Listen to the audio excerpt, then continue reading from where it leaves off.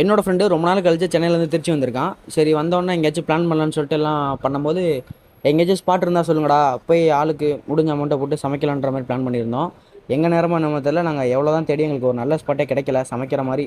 அதனால் சரி வழக்கம் போல் நம்ம போகிற இடத்துக்கே போயிடலான்னு சொல்லிட்டு கல்லணைக்கு கிளம்பிட்டோம். நாங்கள் காலேஜ் படித்த டைமில் ரொம்ப கம்மி பட்ஜெட்டில் வந்து ஒரு ட்ரிப்பு போட்டு அதை என்ஜாய் பண்ணிட்டு வரோம்னா அது கல்லணை தான். ஏன்னா காலேஜ் வர மாதிரி காலைல கிளம்பி வந்துடுவோம், காலேஜை கட் அடிச்சிடுவோம். எங்கள் காலேஜிலேருந்து கல்லணை ரொம்ப பக்கம்ன்றதுனால பெட்ரோலுக்கு ரொம்ப அமௌண்ட்லாம் செலவாகாது. வெறும் 50 ரூபா வந்து பெட்ரோல் போட்டுக்குவோம். அது இல்லாமல் 30 ரூபா இல்லை 50 ரூபா பக்கம் வந்து ஏதாச்சும் வாங்கி சாப்பிட வச்சுக்குவோம். வந்துட்டு கரெக்டாக காலேஜ் ஒரு டைம் வரையும் நல்லா என்ஜாய் பண்ணிவிட்டு எல்லாம் பார்ட் டைம் ஒர்க் பண்ணுறதுனால கரெக்டாக அந்த டைம் கிளம்பி எல்லாமே வேலைக்கு போயிடுவோம். இப்படி தான் நாங்கள் பண்ணிகிட்டு இருப்போம். வருத்தம் என்னென்னா எங்கள் கேங்கில் மொத்தம் 10 பேர். காலேஜ் படிக்கும்போது போகும்போதெல்லாம் நாங்கள் எல்லாம் 10 பேர் ஒன்றா சேர்ந்து தான் போவோம். காலேஜ் முடிஞ்சதுக்கப்புறம் அந்த 10 பேர் அதுக்கப்புறம் ஒன்றாவே சந்திக்க முடியல.